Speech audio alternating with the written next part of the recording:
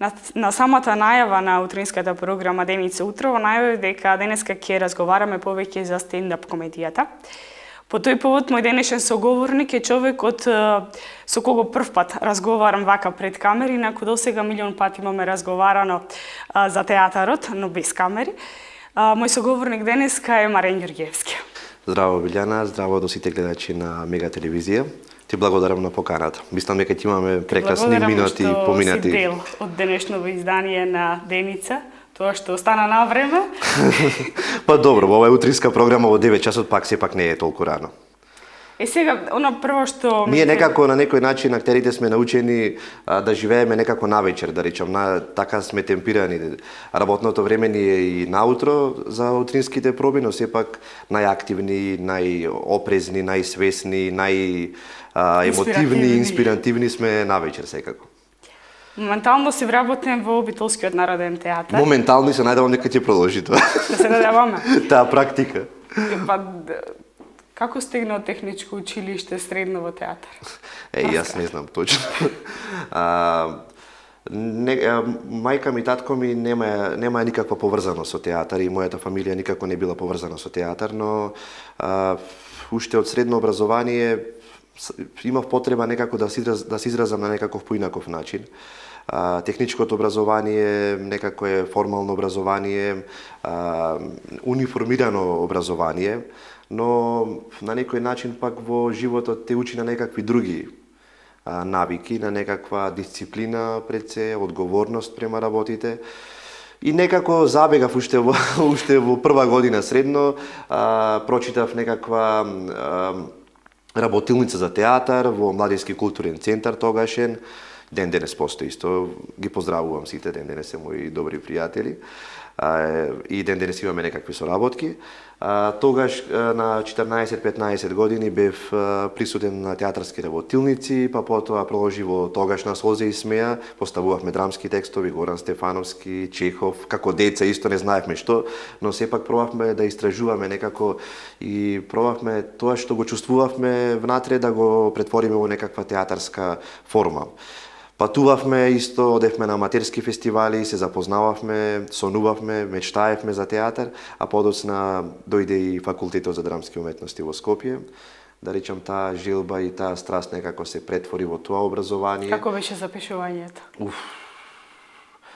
Другар ме кога се запишуваше ослаби 10 кила. Страшно и јас. Јас, например, кога стигнав, не можев да издржам утрото да одам да се пријавам за на факултет. Тргнав ноќта со воз, тогашниот воз, не знам, 2,5-3 навечер. Што е тргнав? Да, швалерскиот, да. Не можев да издржам температура ќе кренев. Јас премногу се возбудувам на такви работи. Например, тргнав ноќта и стигнав во Скопје, нема претходно одено многу Скопје, не носеле од техничко пример за ако има саем некој нешто. И кој ќе одевме на саем, уствари не одевме ние на саем, одевме кај Злате. Ова што е, не знам, кафана за да јадиме кебапи нешто и да го видиме Скопје така. Не лажија тие што беа, да речем по наивните беа излажени овие што беа на камен мо со кибритчиња, па им земаја пари, не знам. Такви работи. И стигнав во Скопје со возот и тргнав пешки од Железничка до Карпош, за да го најдам факултетот. Мислев кај Обитоле. Дека ќе одиш по улица ќе го најдам. Кај е факултетот, кај е Карпош? Карпош и пешки со торба огромна. Стигнав, потоа во Железара се сместив, па 7 дена патував пешки таму, па со автобуси изгубено дете. На некој начин, но некако се поклопија коцките благодарение на мојот професор Владимир Милчин, каде што завршив. Да речам, се случија некои коинциденции кои сум имал среќа да бидат такви за да бидам дел од таа екипа на факултет, а потоа кога почнуваш на факултет е страшно заради тоа што дори ја имаш таа аматерски однос кон нешто, ја имаш таа страст, таа возбуда за театар, а понатаму кога ќе продолжи тоа формално образование е страшно и сите луѓе, посебно во уметноста, отапуваат и стануваат аналитичари, стануваат сувопарни изведувачи на она што име не знам, пасија треба да име.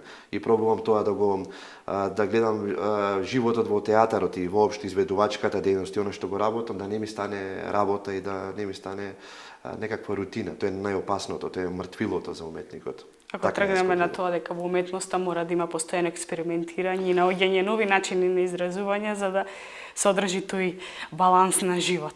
Иначе нема да има возбуда. Ако нема возбуда, тогаш станува како секоја работа што се работи рутински. А рутината е убиствена, да, баш. Пред некое време, неколку месеци магистрира исто на драмскиот факултет. Да. Тука Мислам, уште во процедура. Имавме можност да ја проследиме како твое магистерско дело и представата Кокошка. Да, од Николај Колјада, по текст на Николај Колјада и во изведба на моите колеги од Битолскиот театар. Зошто токму да се навлечеш и на режијата? Не ти беше доволна сцената? Чест, мислам, се што е околу театар ме возбудува на некој начин. Пред се јас сум актер по професија, театарската режија произлезе како резултат на имаш еден подолг период кога игра во некакви представи, кога ќе дојдеш ти, кога ќе се вратиш и кога си како млад актер, играш многу мали улоги и се чувства, а го имаш тој многу силен порив за театар, играш многу мали улоги, имаш потреба нешто плюс да направиш, нешто поинакво, сакаш уште повеќе да се изразиш, нема шанса баш. Докре мораш да го поминеш тој пат. Игра во представи исто се чувствував дека режисерите кои доаѓаат во театарот и кои прават представи дека многу су вопарни, дека актерите не се играат докрај, не се лудираат докрај, дека треба нешто повеќе. И имав порив, она што го чувствував како потиснато во мене, на некој начин да им го дадам на колегите и заедно да го експериментираме.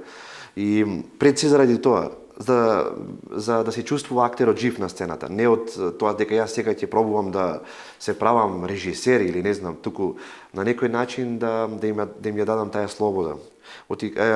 Исклучиво само режисери, има огромен број на режисери кои дипломирале ваму таму на во различни станчиња, сопчиња, сега посебно со приватни факултети. Не ги обвинувам, не велам дека сите се такви, но има многу режисери кои ги затапуваат актерите. Остануваат затворени во на што би можеле да го прават. Имаш доста сработено, но сепак најактуелно и помеѓу битолчани, но и помеѓу цела Македонија. Ќе стана запаметен како стендап комик. Да, и жалното што е што може да се каже дека и таму ја стекна славата, ако може кај нас да се зборува за слава. Да. И целата работа те познават како Маријан да стендапот. Да. Целата работа, па да, тоа е иронијата кај нас. Претходно работев 5 години во нашиот театар, во Битолскиот театар, игра во представи, но луѓето на крајот ме препознаја по нешто кое го работев на интернет, го работев во време, го започнав да го работам во време кога немав никаква опција за понатамошен развој, некако не бев активиран толку во представите во театарот, немаше вработување тогаш, некако чекав да се случи да ме викни некој. И сакав да направам нешто кое нема да чекам, туку ќе преземам акцијата во сопствени раци, ќе направам нешто свое, ќе направам нешто по кое јас би бил препознатлив. Јас стендап комедијата ја сакам исто толку силно и страстно колку и театарот. И тоа е едно поле кое за мене допрва неистражено и допрва простор каде што можам да се изразам. Многу читам околу литература за стендап комедија, бев на неколку семинари, изведувам, веќе имам зад мене 400 настапи ширум Македонија. Ме интересира воопшто изведувачката дејност, а не за тоа дека е стендап комедија, па сега тоа е помалку вредно или тоа го гледам како нешто кое е комерцијално. Како се земи во предвид дека во светот е доста популарен начин на изразување и доста неконвенционален и прифатен. Да, доста е силен и изразот е дрзок, многу пати е неформален, некоректен. Често пати во стендап комедијата можеш да видиш и да слушнеш работи кои баш убото не ги трпи. Не се научени. Мислам, луѓето кај нас главите им се полни со многу трули нешта, со многу празни, лажни. Живееме со лажни вредности, живееме со луѓето се многу суетни, живееме со работи кои не се дел од нивните размислувања. Искрено потајно во себе имаат поинакви ставови, се плашат луѓето да ги кажат, се плашат да се изразат јавно. И на некој начин стендап комедијата е простор, едно поле каде што може да дојдат и потајно да се насмеат на тие работи. Затоа што смењето е еден вентил каде што може да се испразнат, каде што може да речат добро и јас ова истото го мислам, но не можам баш да го кажам до крај. Страшно и жално е. Стендап комедијата сега е на работ на тоа дали да се смееш или да плачеш. Живееме во пародизирано време, во време на пародија. Секојдневно толку интензивно се случуваат работите, посебно на политички план, отруени сме со политиката. И сега кога живееме во таква пародија од време, стендап комедијата треба да е контра на тоа време во кое живееме, значи стендап комедијата е реалност, всушност. Затоа што на пародијата, ако правиш пародија, тогаш доаѓа реалноста. И затоа многу пати се случува, некој ќе ми рече, например, па тоа што го зборуваш ти не е смешно. Па да, не е смешно, ама ако не се насмееш на тоа, тогаш ќе треба да плачеш. Ако се земе и Молиер не е смешен. Па да. Затоа што кажува една... Воопшто стендап комедијата, ако го земеш да го препишеш тој цел авторски материјал кој се говори на сцената, тој не е смешен. Тој станува смешен во моментот кога една група на луѓе ќе бидат присутни да го гледаат, кога ќе се изведе јавно, тога станува некоја таква состојба уствари. Може би ова е тоа време кога комедијата навистина укажува на тие пропусти кои што се направени во општествените комуникации. Секојдневно во социјалните релации помеѓу луѓето, во испустениот живот на некој начин. Стендап комедијата како воопшто стендап како израз кај нас е како станат во смисла исправен, така го преведуваат, ама на некој начин имаме еден македонски збор кој кажува освен буквалното значење, туку има едно друго значење кое е простум. Да застанеш простум на работите. Кога ќе се каже кај нас, посебно во Пелагонискиот регион, имаме еден израз, му застанав простум на работите и ги кажав. Е то простум на некој начин. Да, или смело. Епа простум, комедија која што застанува простум на работите. И воопшто таа комедија ми е возбудлива. Пример, кај нас се прават комедии воопшто во македонскиот театар кои имаат многу застарен израз. Израз, на пример, од 70-тите години од прилика актуелен, скечовски театар. Немам ништо против тие таквиот израз, ама тоа е толку застарено и толку демодерно. Може би не требаат млади режисери? Да, кај нас многу малку се поставува комедија, не знам зошто. Најтежок израз за поставување во театар е комедијата и сега нормално во време на релативизирање на работите, тој како сега комедија нема да го поставувам. Многу тешко се наоѓа вистинскиот начин и вистинското представување на добра комедија. Секој што оди на работ на скечовски ефтин хумор. Да го потенцираме твоето гостување денеска во утринската програма Деница на 27 февруари во музичкиот на новата сцена во музичкиот салон во Центарот за култура. Настапувате заедно со Никола Тодоровски од Охрид. Од Охрид како мора лиценцата дефективно. Од Охрид јас од Битола, таа е релација. Дојде идејата за се реализира таа релација. Со работка Охрид Битола. Всушност првите почетоците заеднички ни беа со Никола Тодоровски и сакавме исто да направиме нешто кое ќе биде некаков наш израз. Почнавме да се едуцираме, баравме некаква литература за стендап комедија, баравме начин каде би можеле да го изведеме тоа. Тоа беше пред 5 години од прилика. И не знам али се сеќаваш, си била на тие настапи? На неколку. Првите настапи, првиот настап беше во лектира, тогашното во Безистенот. Тога започнувавме сите да излегувам. Да. Ние завршувавме, не се запрекавам. И на некој начин и ние не знаевме точно како ќе биде целото, пробавме да направиме некаква промоција. Беше едно невидено доживување на некој начин. После натаму тоа целото се разви до степен да настапував јас низ цела Македонија, од Дојран почнувајќи до гости Вартетово, Скопје, во најразлични места, во библиотеки, во не знам некакви собири, дури на улица настап имам. Мислам, огромна возбуда која мислам дека нема да се повтори ради тоа што луѓето и тогаш за прв пат дознаваја што е стендап комедијата.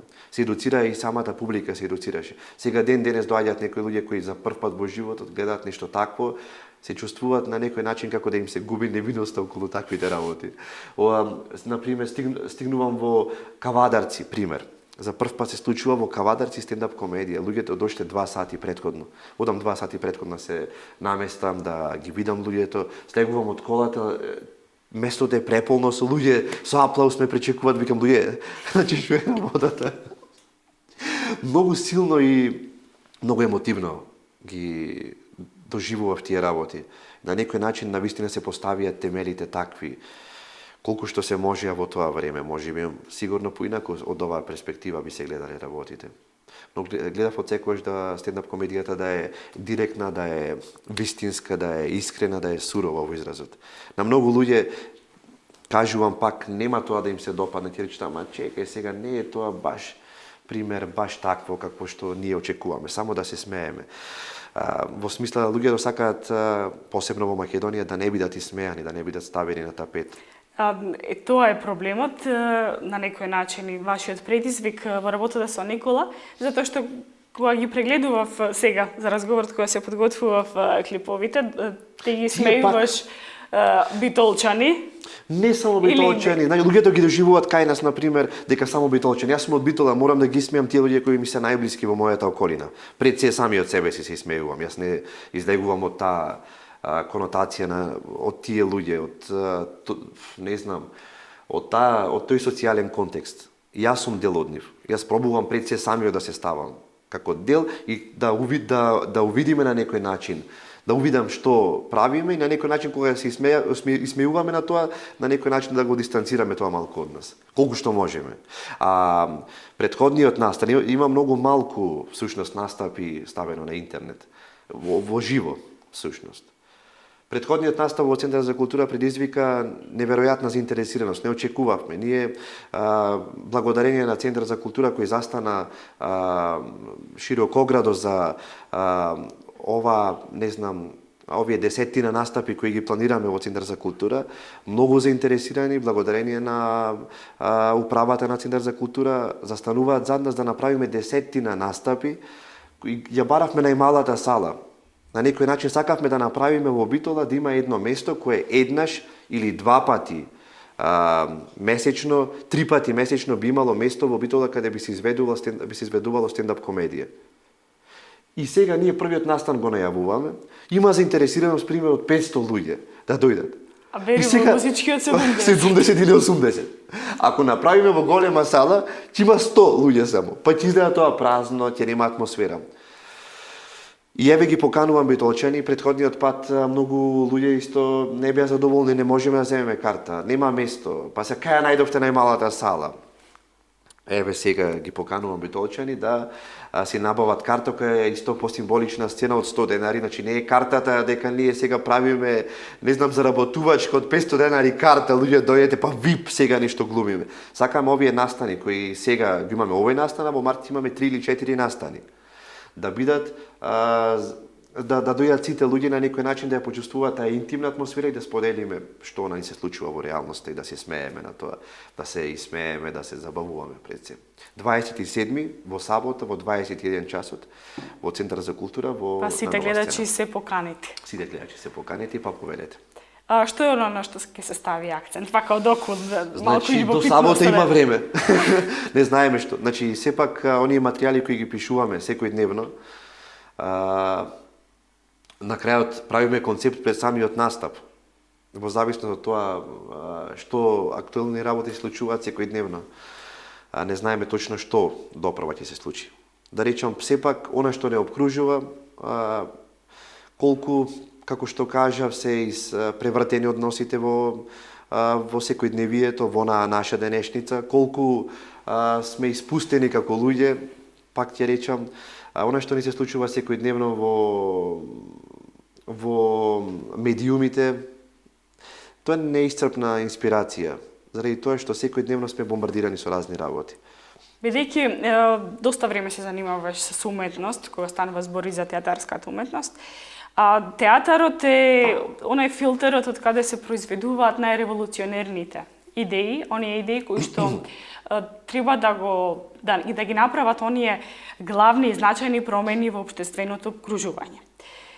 Но во изминатиот период, точно не се знае колку, но има некои недостатоци. Театарскиот живот, колку и ние да го актуализираме, колку и да е добро сето сработено, некако стои настрана, како и целата уметност. На што се должи тоа? Бидејќи, Србија е наша комшивска република, но иако и таму не цветат цвеќиња, но сепак некако се креvat гласови, некако поинако е поставено сето. Кај нас некако Србија, например, дека баш спомна Србија, тие се пошминкерски народ, да речем, и повеќе тие сакаат да го, барем јас така го гледам. Од мојот печаток од она што сум модел на фестивали, што сум се дружил со колеги, не имавме еден фестивал, имаме ден денес на факултет, се вика Скомрахи. Тука соработуваме со сите факултети од Европа, Балкански исто. Кои се појавија глумци од Србија, тие мораше глумиците да бидат прекрасни девојки, пример од 1,75 м со црни коси, кои сигурно, што е трагично, дека нивната кариера завршува и се упатува некаде кон некоја српска сапуница. Исто и во Хрватска. Многу малку останаа места каде што реално се занимаваат со вистински театар, со она што на некој начин тргнуваш како идеја. Не излегува младите уметници на улица да скандираат сакам уметност. Да. Не знам зошто се должи тоа да всушност театарот мислам дека од секогаш бил некако на надворот. Или е само за Ти се одржувал надвор. Само за одбраните. Не треба така да е. Театарот е за луѓето, театарот е за народот. Во основа така почнал театарот.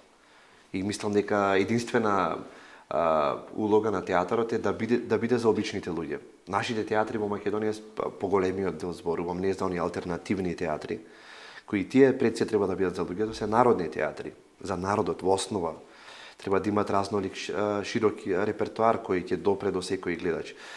Не знам, немаме доволно комерцијализација на работите, на некој начин мислам дека и не знам дали треба воопшто да има преголема гледаност театарот. Не зборувам дека тоа треба да е за избраните, но тоа треба да е за луѓе кои сакаат да го видат на некој начин. Не е театарот, например, турска серија. Па да донесеш човек кој исклучиво гледа турски такви серии, па тој да е збунет. Луѓето кај нас, например, кога ќе дојдат, тоа што е страшно исто, сакам да се одморам на театар. Ако сакаш да се одмориш, оди во сауна, не знам, оди на базен. Па зато го споменав тоа. Тоа е тоа звонче општествено, е театар. Мора да е така. Мора да е на некој начин крик за некаква слобода, крик на слободен израз. Театарот е сепак убава уметност. Што би рекле србите, лепа уметност, во изразот треба да е таков, за мене е таков театарот. Не треба да е политичка трибина. Јас се надевам дека ќе има некакви позитивни промени во однос на и од страна на публиката и од страна на тие кои што го работат театарот на свој начин. Кај нас сега е страшно, ние самите пред се мислам дека го имаме уништено театарот како медиум, како место кое би биле среќни и задоволни да го работиме, би сакале да би имал уште повеќе страст. Пред се сме отруени и во македонскиот театар воопшто со инфилтрирање на исподелени политички, исто што е страшно во уметноста, по фестивали, со тие награди. Мислам, толку е се изрелативизирано, толку е станало се профано. Со тие жири комисии, например. Страшно. Страшно, кога одиш на фестивал и ти уште во автобусот знаеш кој ќе ја добие наградата, пример. Претходно имало исто тркалезни маси, каде што се разговарало, каде што имало театарски критичари кои зборувале за представата исто. Сега нема, одиш, играш представата, знаеш кој ја добива наградата, ти на некој начин пополнуваш програма и фиктивно играш улога дека сега ние одиме на фестивал и таму има награди пример. И сето како млад човек стварно труе. Стварно се осеќаш, те затапува, се осеќаш без врска. Исфрустриран. Јас не сум човек кој сака некакви награди. Јас во животот се надевам дека ќе ги гледам наградите ако се случат, дека нема да ги добијам пред се. И многу почисто е да не ги добиеш наградите, отколку да бидеш во кошот со илјадници кои ги договорени. Еден твој колега вика, наградите се само за оние кои што одат во пензија. Па да, на некој начин. На младите луѓе треба да имат постојано илан за работа. Па наградите треба да се соберат, ако воопшто ги има такви, да се стават во подрум негде, да се скријат заради тоа што ти го полнат егото, страшно. Мислам, прво, каде се наоѓаме? Битола сме, Македонија воопшто.